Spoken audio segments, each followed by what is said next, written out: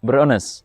Terima kasih banyak sudah bersedia untuk berbagi pengalaman tentang kisah panggilan selama kurang lebih di biara 10 tahun. 10 tahun. Ya. Sejak 2012. 12. Berarti sama dengan Bruder Mance, Bruder Domi, Bruder Deri, Ose dan Oh, Andi. kamu satu angkatan Ya. dengan Andi juga. Satu angkatan. Joko yang 2013. Joko yang di bawah saya 1 tahun. Oke. Dan tinggal menghitung hari akan mengikrarkan kaul kekal. Ya. 15 Agustus hari Senin. Engkau rasa bagaimana? Biasa sih. Dari dalam hati ya tentu ada kegembiraan karena tidak semua orang bisa mencapai puncak menuju kekal. Dan jadi saya sendiri merasa bahagia. Apalagi ditambah dengan banyak keluarga dan juga sanak saudara yang mendukung saya. Jadi sampai saat ini saya masih dengan pilihan saya dan saya merasa bahagia. Sejak awal mereka mendukung? Sejak awal saya memilih untuk memasuki biara. Jadi keluarga mendukung saya. Dan engkau memilih Bruder sejak awal? Awalnya saya belum tahu yang Bruder ini. Jadi mungkin saya lebih baik cerita sedikit. Perjalanan asal? Saya berasal dari Manggare Timur, Kecamatan Elar Selatan, Kampung Muli. Paroki Santo Maximilianus Kolbe Vukir. Maximilianus Kolbe Vukir. Ya, itu martir ya? Ya, martir. Ya, oke. Cerita sejak awal bagaimana? Awalnya memang saya tidak tahu Bruder itu seperti apa. Motivasi awal saya itu ketika masih masuk SMP. SMP waktu itu kelas 2, kelas 2 kalau tidak salah. Saya ada kunjungan untuk SMP di SMPK Gising Subur Vukir. SMP apa? SMPK Gising Subur Vukir. SMPK Gising Subur Vukir. Gising Subur? Iya. Oh, persawahan Gising itu dekat situ kan? Oh iya. Pokoknya Gising karena Subur. Ada suburnya, ada persawahan itu jadi ada dikasih subur. Gising, bukan Gisi. Gising, iya. Tambah NG-nya. Oke. Saat SMP? Saat waktu SMP itu ada kunjungan dari kaum berjubah, baik itu yang calon bruder, calon imam, dan juga calon suster. Jadi ada beberapa kelompok, mereka membuat aksi panggilan dari Ruteng. Waktu itu dari Ruteng, Keuskupan Ruteng. Ada perkumpulan kaum berjubah. Ada ketertarikan dari saya untuk mau jadi calon imam. Karena melihat jubahnya. Jadi punya ketertarikan saya untuk mau seperti mereka. Jadi tujuan mereka waktu itu tuh untuk mengadakan promosi panggilan sekaligus untuk cari calon-calon. Tujuan mereka. Niat sayanya dari mau jadi seorang pelayan Tuhan itu dari SMP. Terus dari situ saya dimurnikan lagi ingatan saya untuk mau jadi pelayan Tuhan ini ketika waktu saya SMA. SMA pas selesai pas kelas 3 SMA. Itu juga ada kunjungan dari kongregasi ini Skala Bernian Ruteng. Skala Bernian. SMA di mana? Waktu itu saya SMA di Elar. Kami ada 20 orang kalau tidak salah. Yang sempat ikut testing. Tesnya di sekolah. Masuk Skala Bernian itu. Skala Bernian. Tapi itu tanpa sepengetahuan keluarga saya sendiri saja yang mengajukan. Terus dari hasil testing itu tidak jelas, istilahnya tidak jelas. Karena mungkin tiap kali kami cek hasil testing itu ke sekolah. Tapi dari pihak sekolah itu mereka menjawab bahwa belum ada pemberitahuan dari Skala Bernian itu. Jadi menunggu juga terlalu lama sampai saya diputuskan untuk kembali ke kampung. Saya tidak menerima kabar hasil testing, entah mereka lulus atau tidaknya. Mereka sia-siakan generasi itu. Ya, saya tidak tahu, mungkin testingnya juga tidak lolos mencapai, semua. ya. Jadi sampai saya tinggalkan Lengko LR itu dan kembali ke kampung, saya tidak menerima kabar hasil testing kami itu. Jadi entah lulus atau tidaknya kami tidak tahu sama sekali. Nah, terus dari situ saya ke kampung, dan sampai di kampung orang tua dan juga kakak saya kami sempat bicarakan untuk apakah saya untuk saya punya kedepannya seperti apa setelah tamat SMA. Jadi sempat dibicarakan juga untuk lanjut kuliah dari orang tua. Karena waktu itu juga bersyukur karena kakak saya sudah selesai kuliahnya. Dia ambil PGSD di Ngada, di Jawa. Nah, kebetulan itu saya punya kisah yang jadi dengan Sepudari ini. Dia kuliah di STPM Endes ini. Waktu itu dari komunitas ini ada satu bruder Boy yang sudah sempat Boy Zanda itu yang sudah keluar itu. Boy Zanda. Dulu dia kan studi di situ. Saya punya kakak sempat singgung, saya pikir sempat singgung, bagaimana kalau misalnya Nana masuk biara saja. Akhirnya saya sempat sontak kaget karena kakak saya juga mengingatkan itu kembali. Memang saya niat mau masuk biara memang sejak dari SMP itu, terus waktu SMA, terus saat itu juga kakak singgung lagi tentang itu. Jadi akhirnya saya langsung berpikir, tapi mau masuk biara apa? Saya sempat bertanya, mau masuk biara apa? Terus kebetulan ini saya punya kisah ini kan kuliahnya di ND, dia tahu juga BB ini. Mungkin sering bisa di sini juga. Sempat sebut ada satu ini. Saya juga ingat ada satu kakak kelas saya yang kuliah di STPM. Bruder Boy tadi. Bruder Boy tadi. Dia bruder, tapi dia kuliah di situ. Kalau ada yang mau, ada yang masuk di situ. Tapi kalau ada yang mau, saya hanya mau kasih tahu saja. Saya bilang, itu biara apa? Saya bilang, pokoknya mereka panggil itu bruder. Dan dia tidak tahu juga bahwa SPD. Tidak tahu ya Bapak ini SPD. Jadi pokoknya mereka panggil itu bruder. Saya langsung dengan sontak, baik sudah, coba saya tes ke situ. Saya langsung sontak, saya minta persetujuan kedua orang tua saya. Mama saya memang sempat berat berpikir bagaimana ini. Pokoknya ya mama. Saya kira itu kurang lebih ceritanya lancar. Terkait rasa terpanggil awal saat SMP, SMA. Kurang lebih orang tua setuju. Kurang lebih. Memang untuk mama sih waktu awalnya saja.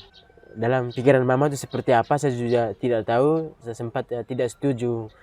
Kalau bapak tidak ada komunikasinya, dia hanya mengikuti kemauan saya.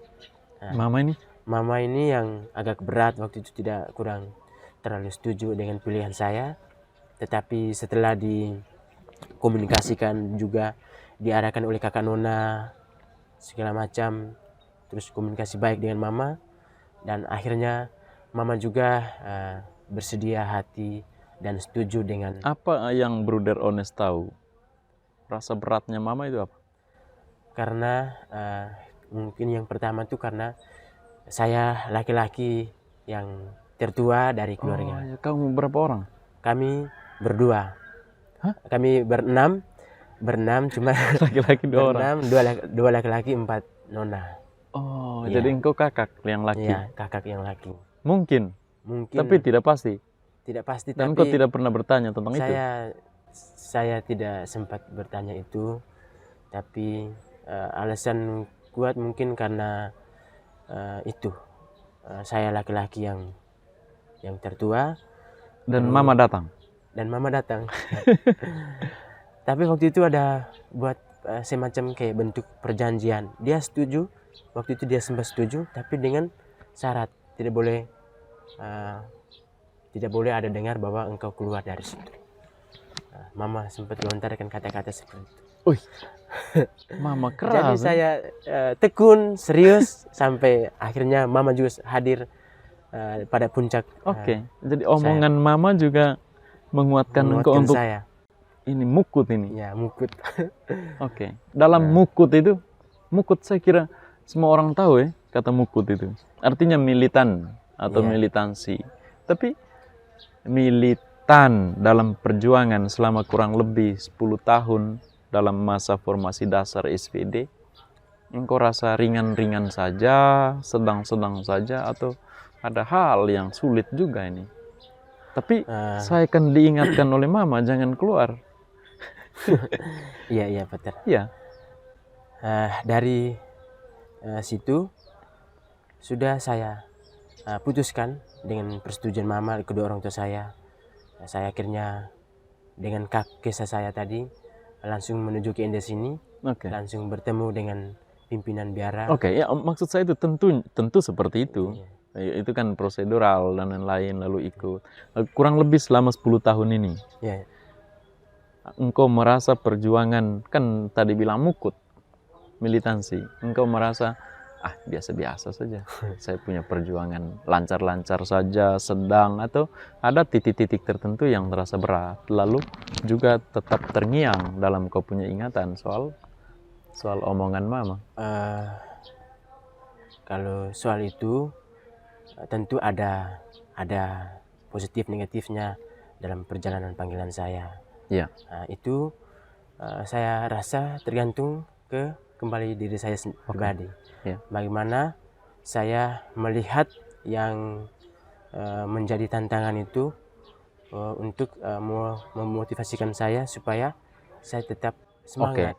Pertanyaannya, tantangan yang kurang lebih besar yang kau hadapi apa? Pengalaman ini, bukan lagi konsep dan lain-lain. Tantangan soal yang aturan ya. Aturan di biara. Aturan di komunitas. Kadang membuat saya juga merasa jenuh. Lalu engkau mengatasi kejenuhan bagaimana? Dengan banyak kegiatan seperti sharing ke teman-teman, berbagi pengalaman saya. Engkau punya moto apa? Moto saya itu dari Injil Matius, bab 5 ayat 16 yang mengatakan hendaknya terangmu bercahaya di depan orang. Itu khotbah di bukit ya? Itu. Hendaknya terangmu bercahaya di depan orang. Dan engkau terang, maksudnya begitu? Saya sebagai seorang bruder SVD, terus juga dari bruder ini saya sebagai bruder seorang perawat. Profesi saya perawat. Ya, seperti Bruder Mance. Jadi, kuliah di Surabaya, RKZ ya, Stikes. Bagaimana terang itu bercahaya, itu terkait dengan kau punya profesi dan terkait misi Yesus. Itu terkait dengan perintah Yesus itu, saya sebagai seorang bruder, tentu saya harus menjadi terang yang bercahaya dengan orang-orang yang saya layani. Misalnya orang-orang sakit. Misalnya sebagai profesi saya sebagai bruder seorang perawat, bagaimana saya bisa melayani orang sakit bukan hanya melalui suntik atau pemberian obat, tetapi bagaimana kehadiran saya bisa membuat orang sakit itu mungkin bisa sembuh kembali, atau bisa dikuatkan, atau bisa tetap semangat walaupun dalam kondisi sakit. Mungkin komunikasinya lebih kepada komunikasinya. Mungkin seperti itu. Dan juga selain komunikasi keperawatan. Komunikasi keperawatan lebih ke seperti itu. Selain ke tindakannya. Tindakan mediknya. Apa lagi? Apa yang kau mau sharingkan? Mungkin seperti itu dari latar belakang. Tadi kan tentang moto, kayak tadi dari saya memilih moto itu karena melihat kembali dari latar belakang, terus dari status saya sebagai seorang bruder dan juga sebagai seorang bruder perawat. Ya. Ya mungkin lebih ke kalau di lebih singkatnya tuh bagaimana ketika nanti mungkin saya diutus kemana saja, Ya. supaya bagaimana saya menjadi terang yang memberi cahaya kepada orang-orang yang saja layan nanti di tempat misi saya. Oke. Ya, Dan mungkin lebih singkat dan jelasnya bisa seperti itu. bisa juga ya, terang itu tentu nanti bervariasi soal Ya. soal misi. Ada yang belajarnya profesi A, tapi misinya Iya. di B dan lain-lain. Bisa Tetapi jadi. tapi biasanya kekasan dari tiap orang seturut profesinya akan tetap muncul, dan itu variasi misi kita. Ya, Oke. Dan Bruder Ones kurang lebih ya siap untuk ikrarkan kaul kekal, bukan hanya untuk tahunan ini, ya, tapi untuk selama-lamanya sampai maut. sampai paut. Dan engkau punya tantangan itu saja ya, tantangan dalam proses menjawab panggilan Tuhan selama kurang lebih masa formasi dasar SPD 10 tahun. Ya, tantangan yang lebih berat, mungkin yang beratnya itu pas menyangkut dengan aturan itu saja. Itu saja ya. Selama saya mendapat perpindahan dari komunitas ke komunitas itu, saya tidak pernah mendapat satu komunitas yang hanya anggota 1-2 orang. Oh iya, selalu lebih. Saya pindahan komunitas itu komunitas besar. Banyak orang. Jadi dari rasa kejenuhan tadi itu, ada banyak konfrater di dalam komunitas yang memberi motivasi saya. Oke. Berones. Ya, betul. Terima kasih banyak. Profesiat, salam bahagia. Baik, untuk ikrar kaul kekal, dan juga tentu selamat menjalankan misi SPD entah dimanapun. Salam jumpa teman-teman. Salam.